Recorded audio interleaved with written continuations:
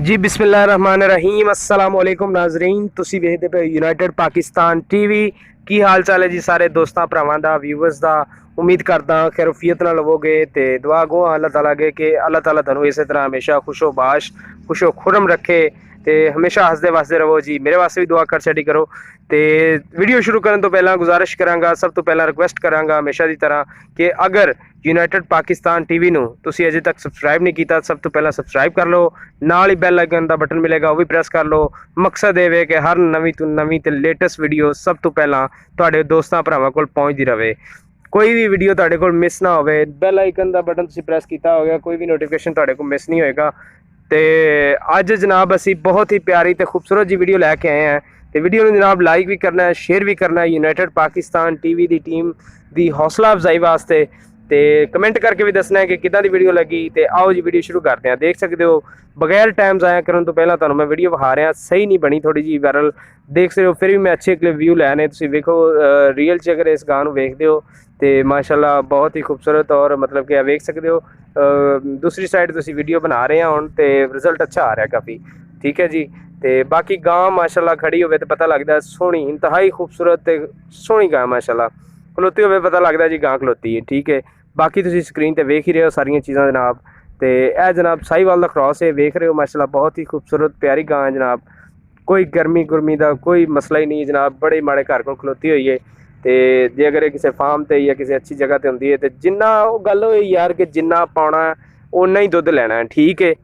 तो यह तो जनाब तुहाडे पाउण नाल खवाउण नाल डिपेंड करता है कि अगर तुसीं मतलब कि किदां दी केयर करदे हो जानवर दी, ठीक है। तो यह जनाब बहुत ज़बरदस्त गां लैके आए माशाल्लाह। तो दुध देने वाली यार वड्डे आर्डर लाने वाली गां है। दूसरा सूआ सोई हुई है, या वेख सकते हो साहीवाल दा क्रॉस है। तो मतलब कि किसी फार्म से नहीं खड़ी, किसी घर च खड़ी है, या वेख ही रहे हो माशाल्लाह। तो किड्डी साऊ गां है, कोई किसी किस्म का मसला नहीं जनाब। साहीवाल दा क्रॉस है। यह जनाब दूसरा सूआ सोई हुई है, दूसरा सूआ, ठीक है जी। तो बच्चा है इनके थले, ठीक है। तकरीबन इनू हो गए ने 10 तो 12 दिन हो गए ने सूई नू, मालक का कहना जी 10 तो 12 दिन हो गए ने सूई नू। बाकी तुसीं वेख रहे हो माशाल्लाह स्क्रीन ते बहुत ही प्यारी और खूबसूरत गां माशाल्लाह। साहीवाल दा क्रॉस है, कलर भी चंगा प्रिंटेड कलर है माशाल्लाह। तो सोहनी माशाल्लाह, अख भी वेखो इनकी खूबसूरत और बहुत ही प्यारी गां माशाल्लाह।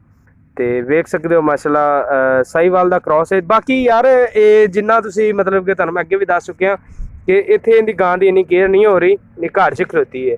तो कि अगर किसी फार्मर कोल जाती है या किसी होर दोस्त घर च जाती है, मतलब कि जिन्ना पाउणा उन्ना ही मतलब कि तुसीं दुध लैना है। तो बाकी जिहड़े हाल दी घड़ी दुध है गारंटी नाल जनाब 8 किलो दुध मालक चुआउणगे, ठीक है, गारंटी नाल जनाब।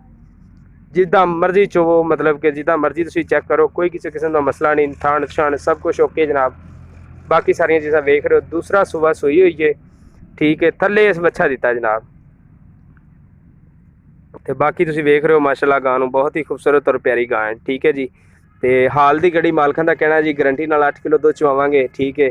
अगे जनाब जो तुसीं पाना है वो मतलब कि तुसीं ज़्यादा भी कर सकते हो, मतलब कि वधा सकते हो, जो तुहाडी केयर के मुताबिक तुहाडे ते डिपेंड करता जी, ठीक है। माशाल्लाह गां घर दे भी रखने वाली बहुत साऊ है ते सुथरी गां है माशाल्लाह, कोई किसी किस्म का मसला नहीं।